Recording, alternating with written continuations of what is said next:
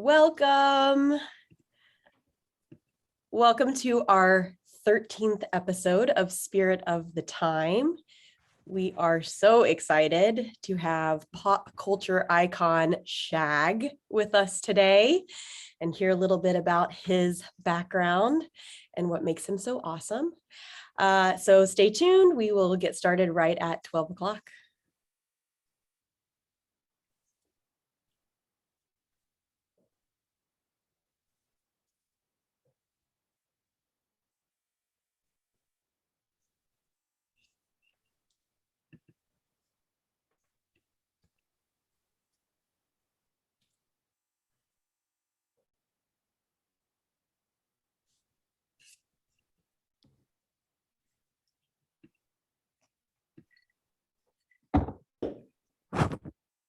Welcome. Thank you so much for joining us today with Zeitgeist's Spirit of the Time. We are pleased to have Shag with us today, and we will get started right at 12.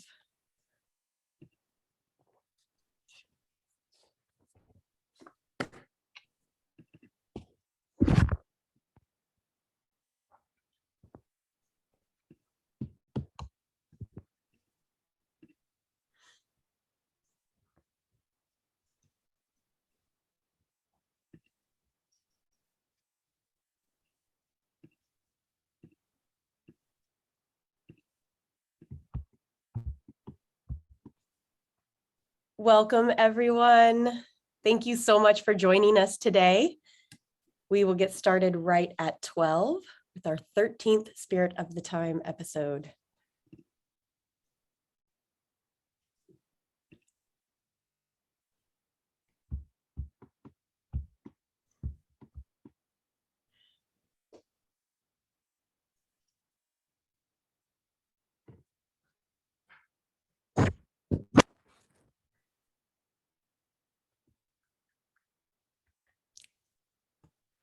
Thank you again for joining us on this Memorial Day weekend kickoff here on our Friday.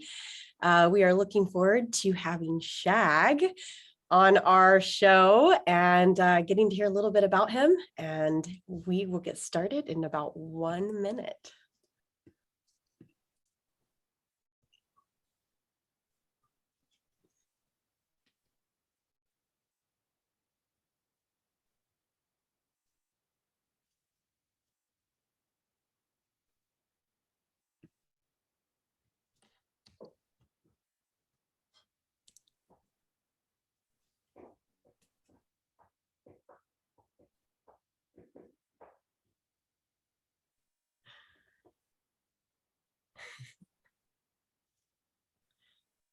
That's a great photo.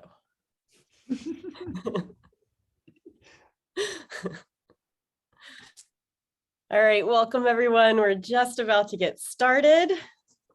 I need to put my tiki ears on, although you can't see my gold rings. Oh, we're ready.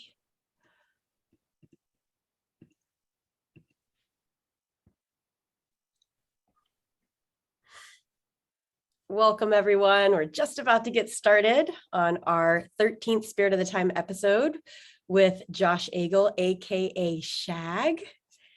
We're so happy you could join us today.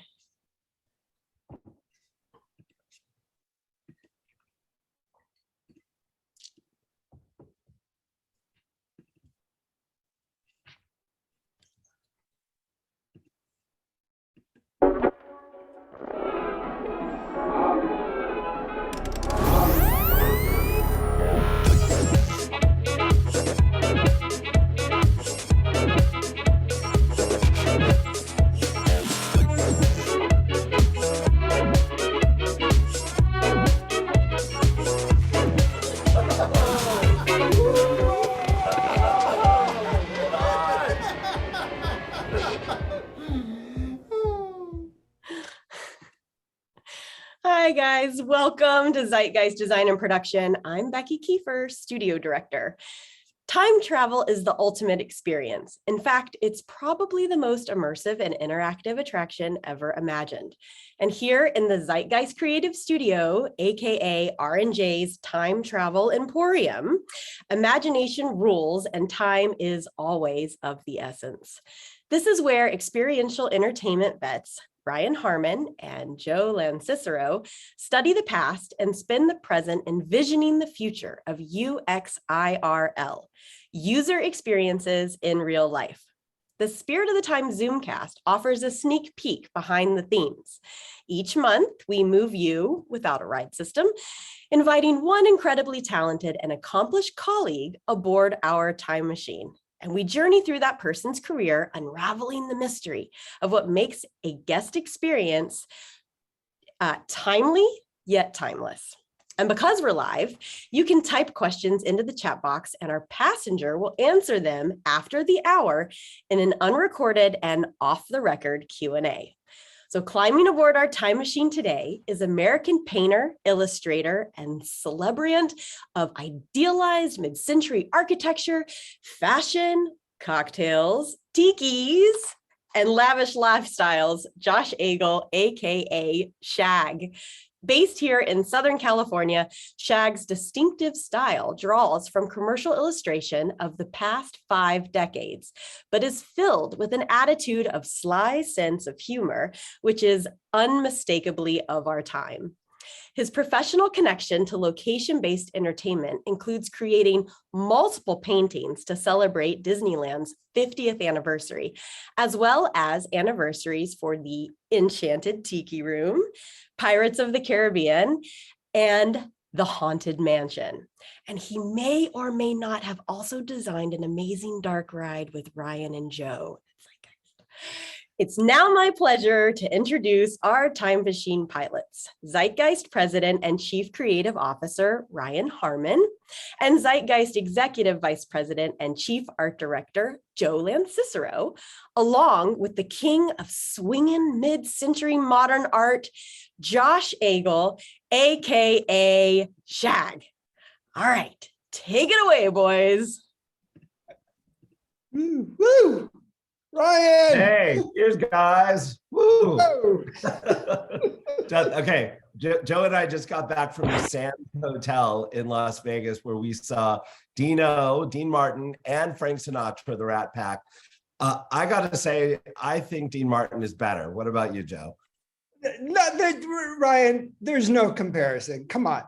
No one can hold a candle to Sinatra. Come on, he's drunk all the time. What are you talking about? They're both Italian. You should like both of them.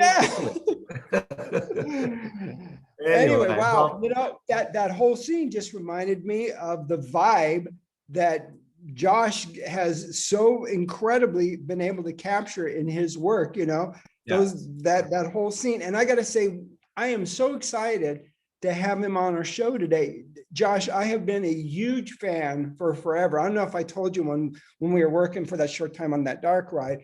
For years, I had the Vice Monkeys print in my office at WDI. I had, you know, some Disney stuff up there, but right in the middle was the Vice Monkeys. Wow. It's also one of my favorites. Joe loves monkeys. I had no idea. No, thank you so much for being here, Josh. This is an honor for us. We're really super excited to get into, you know, your journey and what you think makes an experience timely yet timeless, because your art is an experience. And for me, I feel like each piece tells a story. And I, you know, sit there and I look at each little detail, and there's so much going on, and it's just so fun. So we want to know, you know, if let's set the time machine for our first stop and find out how you got to where you are. So I think we're going to start in about 1970. I see you on the floor drawing, and we're in Waikiki. What is going on here? Yeah, I spent the first 8 years of my life in Waikiki, surrounded by tikis and Polynesian pop. You know, this is the mid to late 60s and early 70s. So kind of the heyday of that whole kind of tourist Hawaii thing. Wow. Obviously, it rubbed off on me. Cool. And I was telling Ryan about a drawing I did when I was 8 years old. It's a guy sitting at a table. He's wearing a Hawaiian shirt and he's drinking a tropical cocktail. And that's sort of like an omen for, I guess, what would happen decades later in my career. Right. So do you have that drawing saved somewhere? I do. I just recently rediscovered it. My mother gave me a big pile of old things, and I found the drawing in there. And it's actually going to be in an upcoming book cool. that is being published about my art. Cool. Awesome. So were your family members artists, or when did you decide, this is what I'm here to be? Well, my grandfather was a commercial artist. He was actually a successful commercial artist in LA. He worked in the 30s and 40s to the mid 40s, and then he started developing real estate and kind of moved into that. But I had this example in my life of somebody who had made a career as an artist, so I knew it was possible. And so as a little kid, that's always what I intended to do. I'm going to be an artist. And then when I was in college, I was like, okay, I'm going to be an accountant. So wait, stop. How did you go from artist to accountant? I mean, that's usually, artists are pretty right brain, but actually it says something about you if you go back and forth between the right and the left brain there. Yeah, I just thought, it would be safe, easy. My dad made a good living as an accountant. I thought I could do the same thing. So, I was an accounting major, but I was paying my way through college by doing art on the side. So commercial art and a little bit of graphic design. And one day I just had this epiphany, like, what am I doing? I'm paying my way through college to be an accountant by doing art. That's crazy. So I switched my major to fine art. And I guess, to use a cliche, the rest is history. Yeah. So wait, let's go back a minute.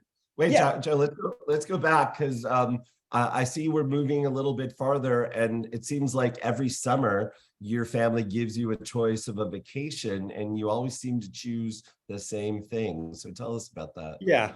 Every year my parents would come to us before summer and they'd say, okay, this summer we can go to Maui and we can explore caves and we can scuba dive with dolphins, or we can go to Southern California to visit grandma and grandpa and go to Disneyland. And every year would be like, Disneyland. The next okay, we could go to the Grand Canyon, we could take a road trip and we could see ghost towns, or we could go to Southern California, see grandma and grandpa and go to Disneyland. So every year that was our choice. We chose Disneyland over anything else we could do. And those early Disneyland experiences were hugely influential on me. I still remember the very first time I went to Disneyland. I probably was 4 years old. I may have been there before that and don't remember it, but my first memory is 4 years old. And I remember going on the rocket ride, the spinning rocket ride. And I had one of those Donald Duck caps with the brim that you could squeeze and it would quack.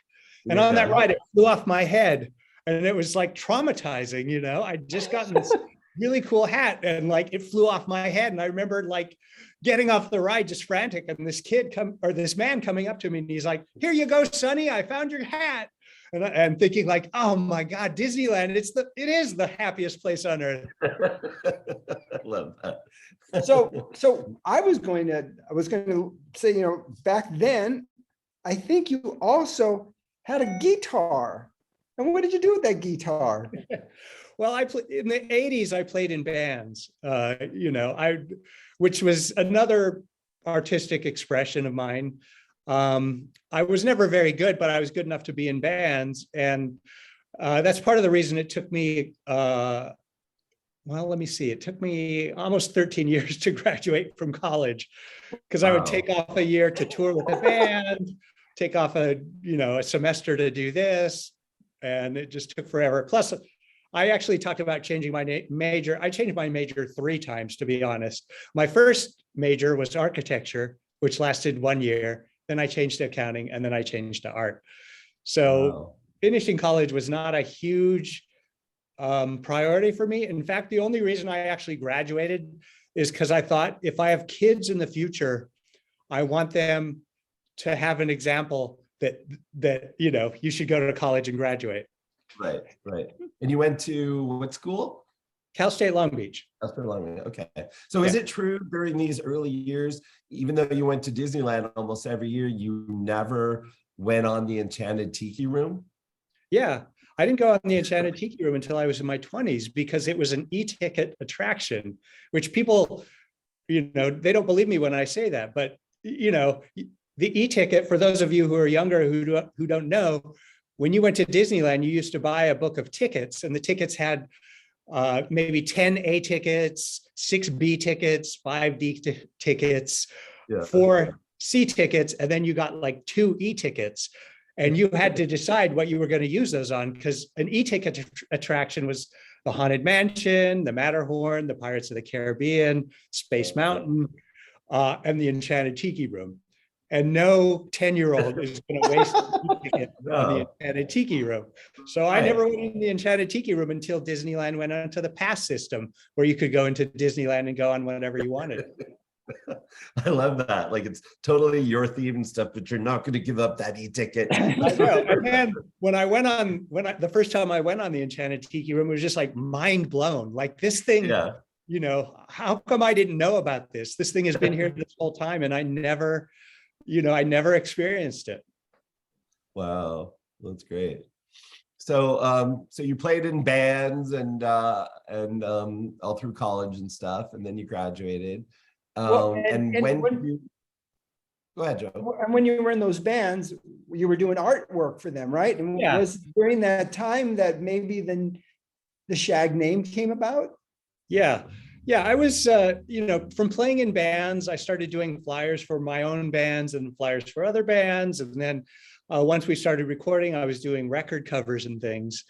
And one of the bands I was in was going to release our first record, and I thought it would seem really unprofessional if people picked up the record and saw that the guitar player had also done the album cover and the graphic design. So I had to come up with a name, and that's where the name Shag came up.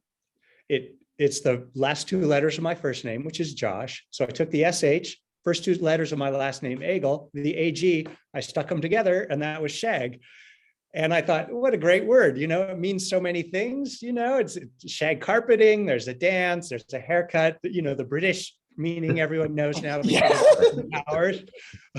Right. And I thought, this is a great name. This is what I'm going to use to sign my art. And that's the name I started using as an illustrator and graphic designer in the record industry. And then when I started doing my own fine art, I continued to use that name. Wow, that's cool. So this was around 1993 when you graduated, and it sounds like it was around the late 80s when you decided to start using this moniker. 88 is when I first used Shag. Great. Okay. So you graduate, and you went into commercial art and in the record industry for a while? Yeah, I worked in the record industry, mostly kind of reissues. I did a lot of like 60s garage and surf music reissues and things like that. Some punk rock stuff. I did a lot of punk rock stuff. Surf guitar instrumentals was near and dear to my heart. I love the old packaging on some of those old surf records, and actually started working for some of the companies that had put out the old surf records, recreating those vintage looks, for the 90s. Because in the 90s, I don't know if people remember, but when Pulp Fiction came out, the Tarantino movie, there was this huge explosion in reinterest in instrumental surf music because of the soundtrack. Oh, wow. You had that Dick Dale Miserlou song, which was everywhere, and all sorts of bands sprung up. All sorts of bands started putting out records, and then the old companies that had been putting out that music were reissuing their things. So I was doing a lot of work for those as well.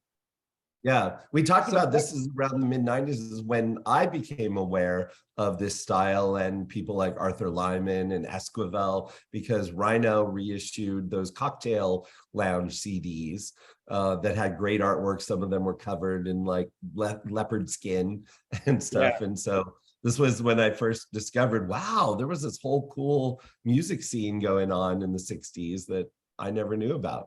So that obviously had an effect on the evolution of your art and the style that we now know, obviously. Yeah, very much so. Especially, I used to collect thrift store records, and some of those thrift store albums, the covers were great. They'd be like a bachelor pad, and I'd look at that picture of that bachelor pad, and I'd think like, why doesn't something like this exist now? Another early record I remember is this Les Baxter album called Ritual of the Savage, and it had just this great illustration of these like native masks and tikis and things. It was really, really cool artwork. And I put the record on. It was just kind of like Sleepy Time Exotica. It didn't match the cover at all. Yeah. But that was definitely influential on my art style. Yeah. So around 1995, it sounds like I see a friend calls you and tells you he booked you for an art show. And what's going on here? Well, people were asking about art I had done. Like I might do an album cover and people would ask, hey, can I buy the original art for that? Usually I wouldn't sell it. And sometimes it was mechanical art. So it was done in black and white, and then the color was added later in the printing process. So I, just made a habit of telling people I don't do original art like that. And one day, one of my friends called me and said, you have to make some paintings because I booked you an art show. And I'm like, oh God. So this art show he'd booked at me was at a little coffee house in Santa Monica called Cacao, which is about the size of a bedroom. And I got one wall of this bedroom. So that was my first art show. And I didn't think anyone would buy these paintings. So I had to think, I'm going to end up with these paintings. What kind of paintings do I want on my own wall? So I kind of sat down and thought, well, I'd like kind of a tiki bar scene done in this sort of mid-century illustrative style. That would look really good on the wall of my apartment. So I painted 5 of those paintings. The first painting being a painting called the Tiki Bowl, and it was set in Trader Vic's. That's it. Yeah. Wow. That's a very shag painting. Wow. And so I thought I was going to end up with these paintings. The second painting I did was called Interstellar Tiki. It was a tiki floating through space in a space. Yeah. So this was stuff I thought I was going to end up with. And I'm like, these are cool. They'll look good in my apartment. But actually all the paintings sold. And I was surprised by that. I was happy by that. I priced these paintings at $200 and $300 a piece because $300 was the most I could ever imagine spending on a piece of art myself. So all 5 of these paintings sold, and I thought, maybe I've got a side career. I can make these paintings on the side, and I continue doing commercial illustration and graphic design. But little by little, my side career started growing and growing and growing, and took over everything. Wow. So now you're getting contacted by La Luz de Jesus. Tell us about their influence and what happened there. Yeah, and the significance of that gallery too. Yeah, La Luz de Jesus was probably the most influential gallery in LA for sort of this new, they called it lowbrow art, which is, hot rods and naked girls and tacos and things like that. And it was kind of taking the world by storm, sort of. The gallery had started in the 1980s on Melrose, then moved up to Hollywood Boulevard. It was my favorite gallery in LA, but my art looked nothing like the art they were showing there. So I never thought I would ever be able to show in this gallery. But they contacted me and said they were having a tiki themed art show. And would I consider submitting some paintings for the show? So back then, in those days, what you had to do as an artist, you had to take slides of your paintings. You had to submit the slides to the gallery, and the gallery director looked at them and said, yay or nay, you can be in the show or no. So I sent slides of, I think, 6 new paintings, send them to the gallery, hoping they'd let me in the show. And the gallery director called me and said, okay, you're in the show. And I said, okay, which painting did you pick? And she said, all 6 of them. Wow. And I was like, oh, okay, cool. So I put these 6 paintings in this show, and all 6 paintings sold, which, gallery, the whole art business, they never talk about it, but it's all about money. Everybody in the art business wants to make money, and that's the last thing they talk about. Yeah. Well, the director of the gallery, Billy Shire, knew a good thing when he saw it. And so he offered me a a four-man show and then a solo show. And then I ended up doing a solo show there at first I did a solo show there every 6 months, actually. Wow. And every painting I sent to the gallery, they'd sell it. So they couldn't get enough of them. Wow. Oh, that's great. So you were the most successful artist they've ever had at that gallery, right? Well, I mean, they've had some big artists, I stayed with them longer than any other artist. So in that respect, I think they've sold more of my paintings probably than any other artist's paintings. Wow. Okay. So we move now to the late 90s, Right. And it looks like you're hanging up your guitar.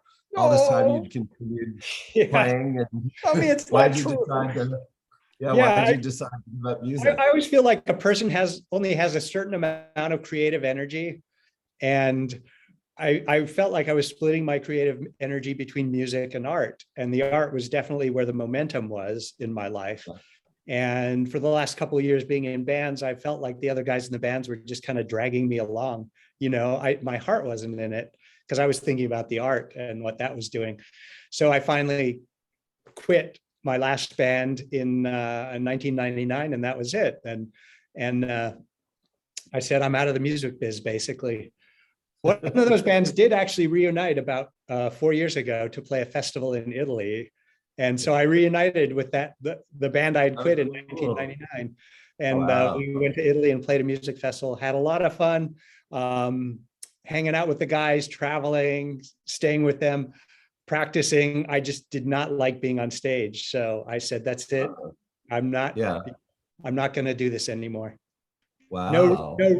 No reuniting with former bands. I've given that up. What is it about being on stage? You don't like the attention, or you don't like the pressure? Yeah, I just didn't feel comfortable. I was talking to somebody and they were like,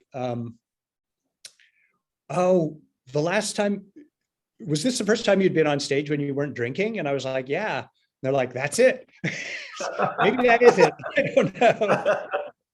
Oh, funny. Okay. And also, it sounds like this year you gave up your last job. You had been working a real job all this time. Yeah, right? I quit my last day job, which was working, being an art director at a record label around 1998 or 1999.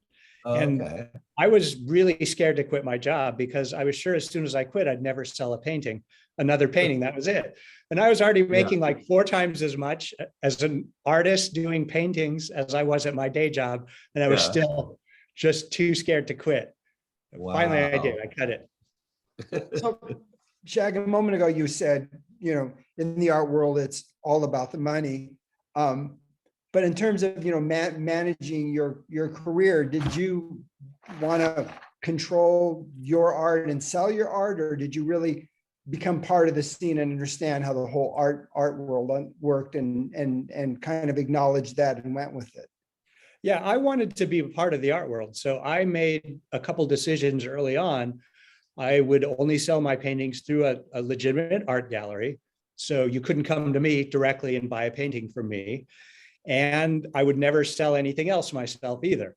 So I didn't want to be on the retail side of it. I wanted to be the wholesaler, as it were.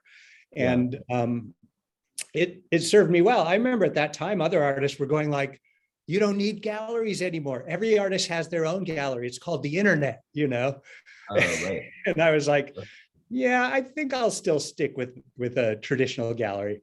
And, I did embrace the internet, though. I was back in the mid 90s. I had a friend who was really technologically forward, and he showed me the internet because you heard about it. People were talking about it, the internet or the World Wide Web or whatever they called it back then. Right. And I'm like, can you show me what it's like? So he's like, yeah. So I went over to his place. He gets on the computer and shows me a website, and like it takes like 5 minutes to load.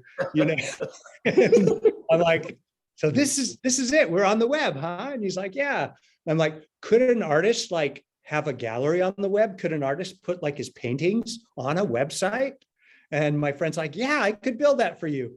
So I was like the first artist I'd ever heard of who had a website. I thought I was super, super technologically advanced having a website.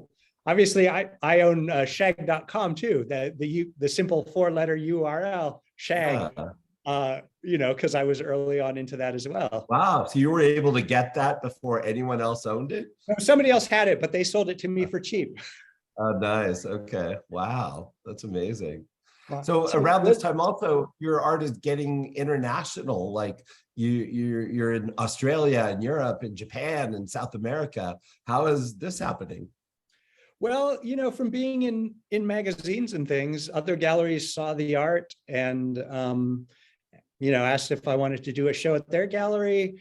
It was a great way to get like free vacations all over the world. Basically, like, oh, a gallery in Oslo, Norway wants to do a show. Yeah, let's do that. Or hey, a gallery in Paris wants to do a show. Hey, Paris vacation. Yeah. So the gallery would always pay for my travel and my accommodations. I could usually talk them into allowing my wife to come along too. And so it was, I got to see the world. I got to show in galleries all over the place. And it sort of established my career. And Joe actually was talking earlier. There's a gallery just blocks from where he is in Madrid that shows my art, even to this day.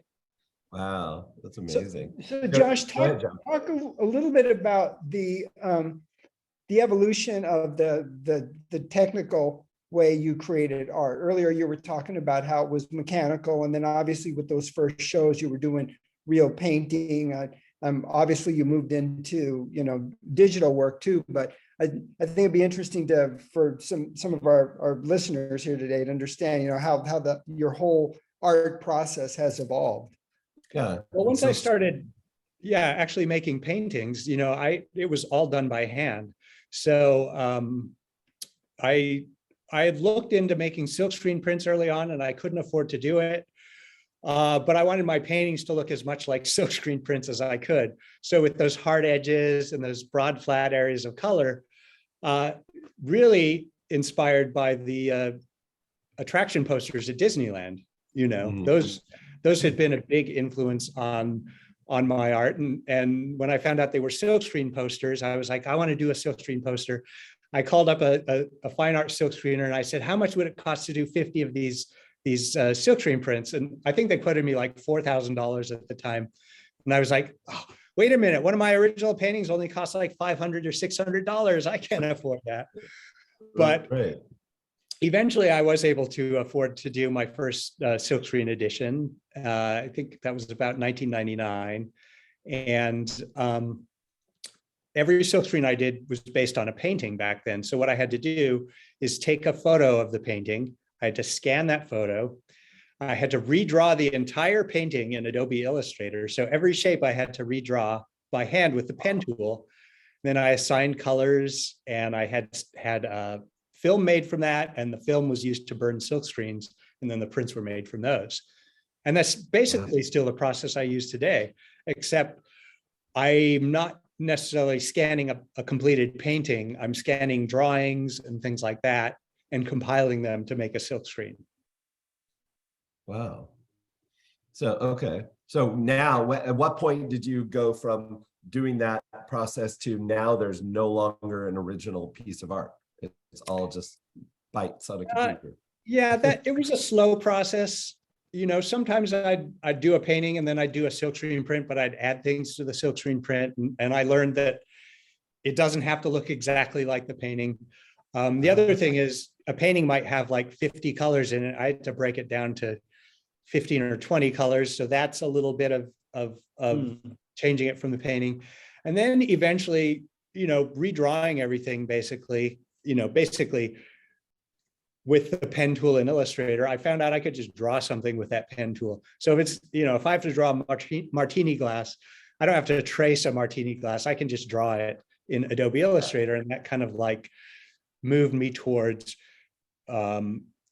creating things in Adobe Illustrator, which will be turned into silkscreen prints. But it's still like, if it's something complicated, like if it's a woman reclining in a certain position on a lounge chair, I have to draw that in pencil first and scan that in and then redraw it. I can't just like take Adobe Illustrator and that pen tool and create a woman sitting on a lounge chair. So Josh, as a fellow person who likes to draw, do you draw for pleasure, or do you spend most of your drawing is applied for your art? All of my drawing is for my career at the moment. I fantasize about a time where I can draw for pleasure, like the great artists of the last century who would go to Europe for several months and just travel around and draw things.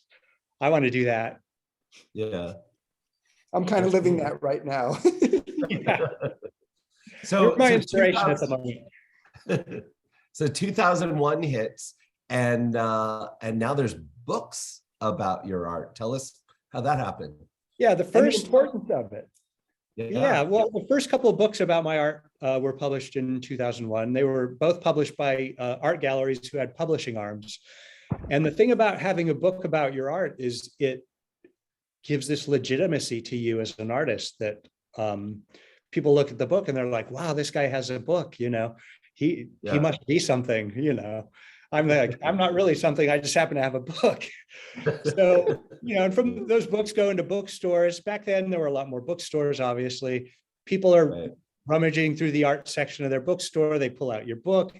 You gain a lot of new people who appreciate your art through that. And so I've always looked at the books as more promotional vehicles than as something I want to do in and of itself, or something to make a lot of money from. I mean, I have made a little money from the books, but it's not a big focus of my career as an income generating opportunity. Right. Okay. So earlier you said there's a new book in the works? Yes.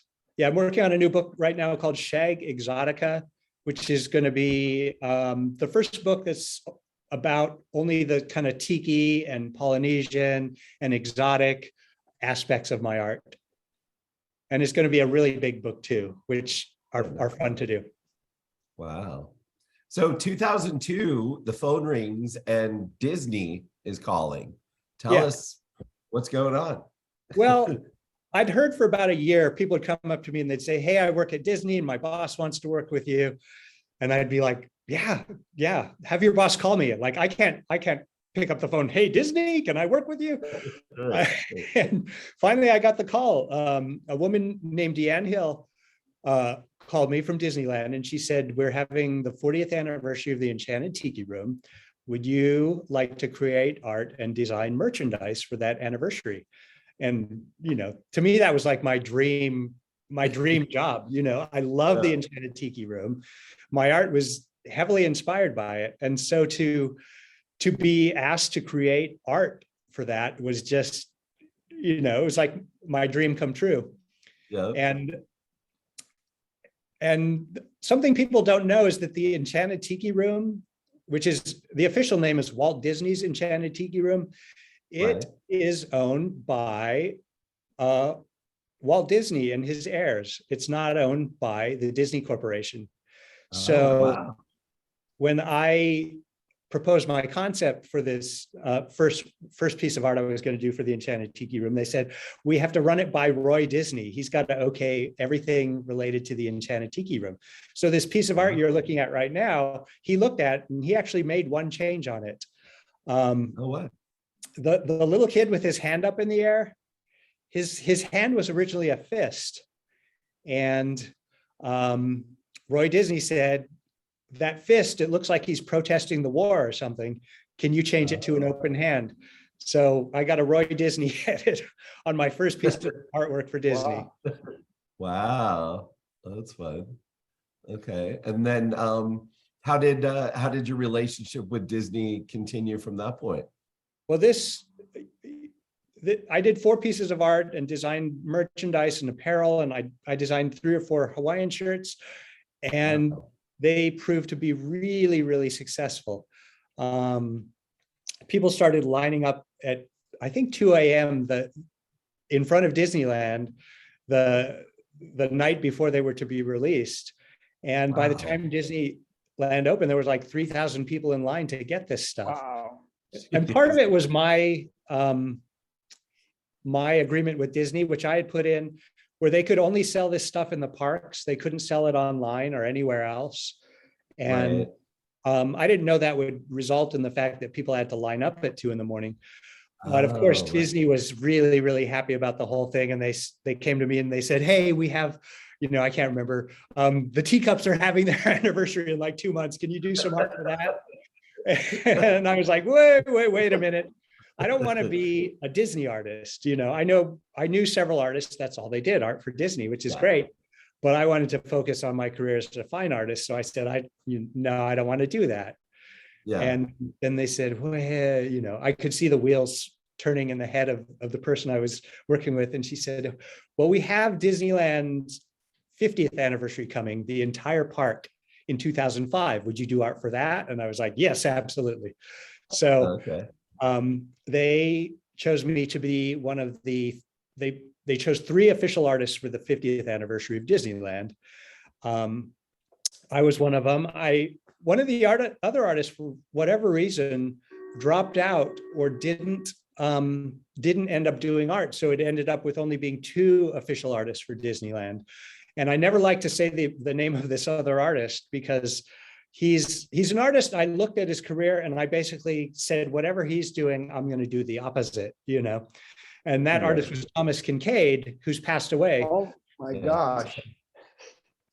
I mean, you guys are polar opposites. Yeah.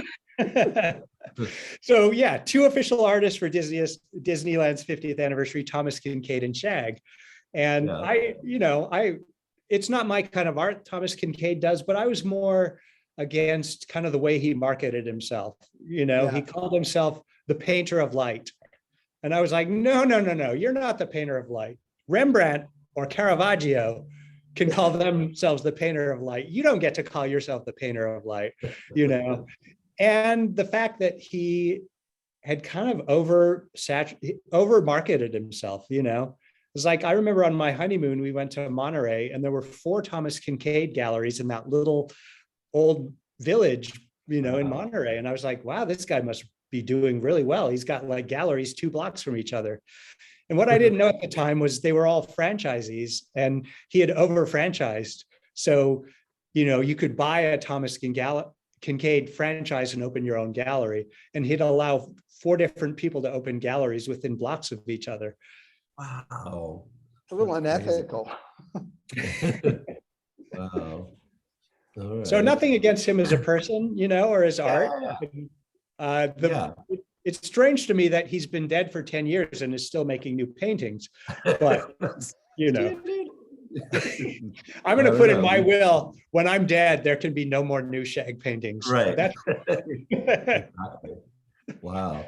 So for the 50th, you did a whole bunch of pieces and more shirts and all that kind of stuff for them? Yeah, I did one painting for each of the original 4 lands plus Main Street, USA. And then I did a big park map and then all sorts of merchandise. And then the in-house art department started making art that looked like mine and putting it on merchandise. So that was kind of, they took visual cues from my art and started doing their own stuff. And so when I'd do a signing, people would bring that stuff up to me to have me sign it. And I was always like, I don't know, should I sign this? It's inspired by my work, but I didn't actually do that. Right. Depending on my mood, sometimes I would sign it and sometimes I wouldn't sign it. Yeah. Wow. Josh, I applaud you for this kind of separation of church and state that, you do your Disney work, but then there's the Shag work. And I noticed, I was telling Ryan a few months back, I was in the Palm Springs store and, there's no sign of Disney there. And I applaud you for that. Yeah, that kind of goes back to my initial, I wouldn't call them demands, but what I asked Disney to do. I didn't want it to compete with my fine art career. So they had to sell it in the parks only. Eventually they figured a work around that. They had like these online shoppers. So you could go online and you could engage a shopper to go into Disneyland and buy you something, and then they would ship it to you. So eventually my stipulation that you could only sell it in Disneyland, you couldn't sell it online, went out the window. And now they sell it all online and it all goes through their regular online channels. But part of that stipulation was also that I wasn't allowed to sell the Disney artwork either. Oh, right. Okay. But I'm just getting around that now. I sold my first piece of official Disney art in 2021 in the Shag Store. Oh, Yeah. how'd Was that happen? it a unique piece or something special? Yeah, it was it was a Jungle Cruise theme piece. That's the other thing. Disney came to me and they're like, "Can you paint Donald Duck? Can you paint Mickey Mouse? You know, doing this or that." And I was like, nah, I like Donald Duck, I like Mickey Mouse, but I'm not interested in putting them in my art. My inspiration is the theme park and the attractions and the attraction posters. So I only want to do artwork based around the attractions. I don't want to do artwork based around Mickey Mouse or Snow White or Cinderella. And Disney asked me a few times, and then they finally kind of got it that no, he's not going to paint Mickey Mouse. I'd been approached by people to do Disney artwork outside of Disneyland, and they'd always say, well, I have the license for Cinderella and Mickey Mouse. And I'd be like, no. And finally, I think it's because of the movies being released, somebody with a Disney license approached me and they had a Jungle Cruise license. Wow. Because that movie came out last summer with The Rock, remember? And and I was like, but I don't have to put The Rock in it. And I don't have to make the Jungle Cruise boats look like they look now. I can do them like the 60s boats with the striped awning. And so that's what we did. Okay. And of course, Disney had to look at it and make changes. Disney, I'm sure everyone knows Disney's going through a phase now where they're trying to be as politically correct as possible and phase out things which might be objectionable. And they took a few things out of my original concept, one of them being the canoe with the skulls piled up on that. That was no longer allowed. Wow. They told me I couldn't have the dead zebra in the print. There's the zebra with the lions. Right. Yeah. But then I fought for that. I said, it's in the attraction, Right. Why can it be in the attraction, not in my piece of art? And they said, okay, it can be in your art. And the other thing they that's interesting, demanded or they required is I had to put safety railings on the boats. What? Oh man, that's going too far. So that's crazy. There are people in the boats and the railings interfere with the cleanliness and the simplicity of my art. But I had to put the railings on and I was trying to figure out what is the logic, Yeah. Obviously it's Disney legal saying those railings have to be on the boat. But I'm like, what is Disney? What is their thought process? Somebody's going to look at my piece of art, sneak into Disneyland at night with a hacksaw, saw off those existing railings, drive the ride the next day, fall in and drown and sue Disney, And you would be liable. Yes. Wow. Crazy. So let's set the machine down to 2017, 5 years ago, and you're doing a big gallery show. And then you kind of stop. Tell us what happened. Yeah, the gallery I was showing within LA, which was called Corey Helford Gallery. They had originally been in this really cool gallery space on Washington Boulevard in Culver City, where a bunch of galleries were. And then they got this brand new, huge, cavernous, warehouse-like space in Boyle Heights. And they offered me a show. And I looked at this thing and I'm like, man, I'm gonna have to make a lot of art to fill this room. So I worked, for over a year on these paintings and it was so much work after that show. I said, I'm going to take a break from painting. I'm not going to do any gallery shows or original paintings for 1 year. Wow. And I cheated a little. I had a couple commission paintings I had to finish. So I finished those up, a couple other paintings I had to do, but I basically went off my painting schedule and to concentrate more on printmaking and designing merchandise for the Shag Store. And I loved it. It freed up so much more time to do other things I love. I love surfing. So I was able to go surfing 2 or 3 times a week. And I didn't have this impending deadline of I have to make these paintings for this gallery show. The gallery's already promoting this show in November, so I have to have these paintings. I have to have them done early enough to create them and ship them to Australia or whatever. And without that hanging over my head, like my life improved massively. And the year I quit painting, I made more money than I'd ever made in my entire life. And I was like, wait, what am I doing? I'm spending all this time painting when other things. So that 1 year hiatus from showing in galleries has extended into 2022, basically. And every year I painted fewer and fewer paintings until I'm working on a painting right now for Disney. And I started it in 2021. It'll finish in 2022. So I'm probably going to only have like half a painting this year. Wow. Josh, a moment ago you mentioned the Shag Store. So talk a little bit about how did that come about? The evolution of the store. Like I mentioned a while ago, I loved the store in Palm Springs, and I know you had other opportunities as well. Yeah, the Shag Store came about because I was showing at a gallery in Palm Springs called M Modern Gallery, and the man who owned that gallery, well, it was a husband and wife, Jay and Michelle Naylor. And Jay came to me and said, "Hey, I have the opportunity to open another gallery in Palm Springs. It's right on Palm Canyon, the main drag in Palm Springs. But since about 80% of my income is from your artwork, I thought I would do an all shag gallery there." And I was like, oh yeah. I said yes because I wanted to design the interior of it. That was my principal motivation. But I said, you can't call it a shag gallery because other artists who had their name on a gallery, they weren't kind of the artists that I really looked towards for inspiration. Thomas Kincaid being one, right. Thomas Kincaid Gallery. I said, you have to call it the Shag Store.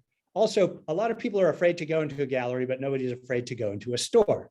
Right. So we called it the Shag Store. I designed the interior, I drew little renderings. They built it exactly like I designed it. And I thought, oh, this will be a cool thing. Kind of like when I started my original paintings, I was like, this, it'll supplant my income a little bit, maybe I'll make a little money from it. It'll be cool to have a store in Palm Springs. And it just grew and grew and grew and expanded to the point where almost everything I do now is for the Shag Store. That's like the principal focus of my career now. We just opened a new store yesterday, actually, in Las Vegas. A lot of people, we had a store on Melrose in West Hollywood up until the pandemic. We shut down and lost our lease, so we're looking for a new place for that. So the Shag Store now is basically the principal focus of my career. Wow. Okay. But you're not going to franchise them like our friend Mr. Kincaid, are you? No, I'm not going to. Yeah, I don't want to open too many of them because already like having two, it's like a lot of work, Yeah. So you design these stores, and this leads me to my whole idea that I want to be in your paintings. And Becky hinted that a couple of years ago, we had the opportunity to work together and design a dark ride, which we're hoping someday, actually gets built. But are there any Shag experiences? Can I go to a Shag bar or a Shag hotel, or, are you looking at any of those kinds of things? Well, I'd love to do things like that. I've been approached by people in the past to do bars. In fact, the Tropicana Casino and Resort in Las Vegas approached me in 2007, and they said, we're going to do an entire themed shopping experience. It was going to be patterned on the one at the Venetian where you rode through on gondolas, but they were going to have a river with jungle cruise boats.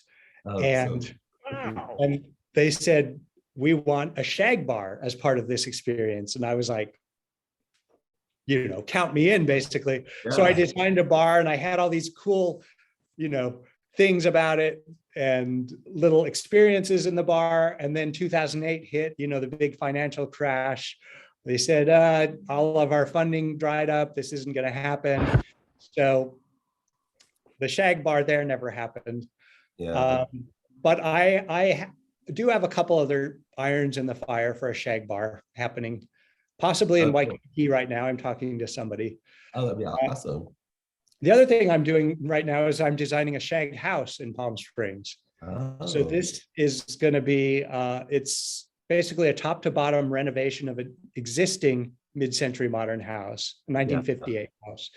And I'm doing the complete design on it, landscape, interior, exterior, wow. all the furnishings and stuff.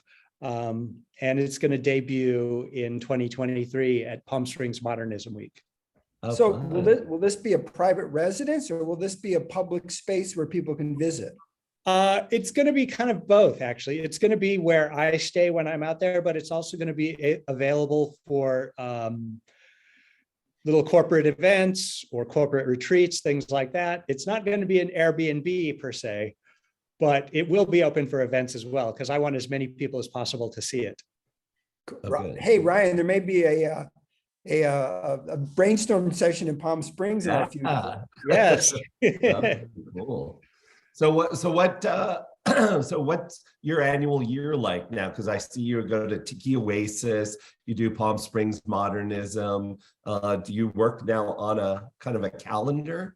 Yes. Yeah. My year is all planned out now. We also have Comic-Con. We have a big booth at Comic-Con, Designer Con. And because there's something like 15 or 16 people working for the Shag Store now, they're, they need to know what's going on. We have to know when the releases are happening, what the promotional tie-ins are. So for example, Comic-Con, which is coming up in July, which is about 2 months from now. Yeah. Well, it's actually maybe 7 weeks from now. We're already in the middle of designing our booth for that. We determined what artwork we were going to release probably 8 or 9 months ago, Wow. So for Comic-Con, we always partner with some sort of licensed property. A couple of years ago, it was Star Wars. We did Planet of the Apes one year. Yeah. For this coming up Comic-Con, we've teamed up with DC Comics, and we're doing Batman, but it's 1966 Batman. The Cool. Adam West, Burt Ward Batman. Yeah. How? Isn't D23 is this weekend, I think. Didn't you do a piece for that? No, that's this weekend is Star Wars Celebration. Oh, Star Wars Celebration. Sorry. Yeah. Okay. Yeah. Okay. Yeah. I didn't do anything for this year's Star Wars Celebration. I did something for the last one they had. Okay. And D23 is in September as well. Oh, that's in September. Okay. Yeah. We And get I've done piece a for lot that of too? stuff for D23 as well. Oh, wow. Okay. So what's the future? One day, are you gonna just go and live in Italy and relax, or? I'm going to live next to Joe in Madrid. That sounds like I'm never going to retire because I love what I do so much. I mean, Yeah. if I can't see anymore, if my hands don't work, maybe I'll be forced to retire, but maybe I can still tell people kind of what I see. Right. But I don't want to retire. I love this so much. Yeah. I used to think my ultimate retirement would be like returning to drinking. For those of you who don't know, I gave up drinking about 8 or 9 years ago. Oh, okay. I used to call it career research because so much of my art is steeped in cocktail Well, culture. we sometimes we make a joke that in the same way Disney has hidden Mickeys, that your pieces have hidden martini glasses. Yes. So we even in the Disney pieces, we're like, where did he hide them? Yeah. Even when we were doing our dark ride, we were talking about, hiding martini glasses somewhere in the design. Yeah, in the ride. Yeah. Yeah, tell us about this piece, how Cocktail Country. Well, this was actually inspired by working with you and Joe on that dark ride. We were coming up with the concepts for, and I just love the idea of theming out an entire world. And of course, my world has to be based on alcohol. So that's where Cocktail Country came from. And Cocktail naturally has, glasses and things can be turned into rides. Pink elephants are a natural. I love that. Yeah, the pink elephant walk around is priceless. So yeah, and when I showed this to my business partner, he's like, we have to make this. This has to be reality. And I was like, I don't know how financially successful a theme park that you had to be 21 and over to get into would be, but Vegas, you never know. Yeah, maybe one day. I've got a guy. We'll pitch it. That'd be super fun. So with all of your experience, Josh, and all the places you've been and all these great things you've seen, what do you think makes a piece or an experience timely yet timeless? Because you seem to be the perfect juxtaposition of those two things. So, well, part of it, I mean, my art, I've got I'm sort of cheating. I have an advantage because the style is based on that illustration style from the 50s and 60s, which went out of style and then came back in style. So once it's gone out of style and comes back in style, it's never going to completely go out of style again. So I'm lucky with that. But the other thing is, I think this is true for my art, not all art, but and experiences and attractions as well. There's got to be layering there. There's got to be an A story and a B story and maybe a C story. There's got to be details and things you don't notice until you've looked at that piece of art or gone on that ride, 5 or 6 times. There's got to be a story there. People are drawn to stories. A story is engaging. This is all stuff I was told not to do in my art, by the way, in art school. Like they said, you don't do narrative art. That's illustration. You're doing fine art. Don't tell a story in your art. And I'd be like, I'm going to tell a story in my art. Yeah. They're like, don't, this is funny, but don't make your art funny. That devalues it. Humor devalues your art, and I'm like, I'm going to make my art funny. So I just completely went against what they said to do in art school. Wow. And I think they also told me painting was dead. Really? They were like, conceptual art, it's all about the concept. Painting is dead. Painting's done. Painting's over. When I went to art school, they totally discounted painting. Painting has come back to life in the art world now. Yeah. Very much so. Wow. That's great.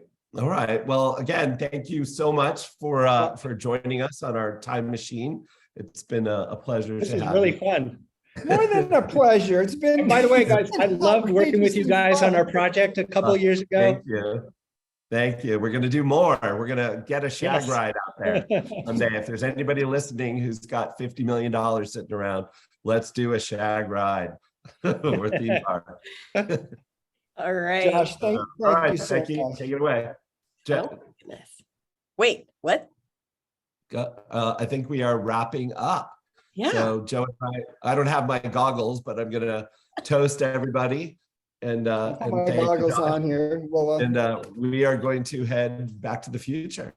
So that sounds awesome. See you at the Q&A. That's it. That's right. Stick around for the Q&A. Josh, thanks again for spending time with us today. Thank you guys. This is awesome. To everybody here, we hope you enjoyed the ride, and thank you so much to Josh for time traveling with us today. If you have questions for Shag, I know there was one already in the chat box. Stick around for an off-the-record Q&A in just 60 seconds. And on behalf of Zeitgeist Design and Production, we thank you for spending an hour of your day with us on the Spirit of the Time Zoomcast. We're taking June off. Summer break. But join us again in July when our passenger will be a TEA Lifetime Achievement recipient who spent over 50 years creating live shows, events, TV specials, and parades all over the world, including the Main Street Electrical Parade, Mr. Ron Miziger. So may your tomorrow have the nostalgia of the past, the wonder of the present, and the promise of the future. Stick around, you guys. We will be back momentarily. Oh, where's my video? This happened last time. Stay tuned. It's here. No, I'm not giving up on this one. Seriously, where did it go? Okay, well, that's embarrassing. There it is.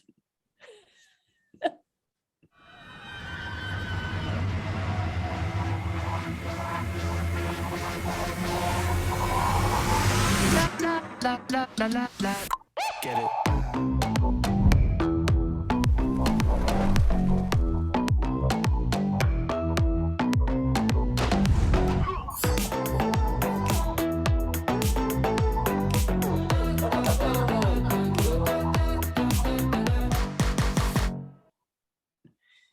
All right. So we're bye everyone. We're gonna press stop on record and answer some questions.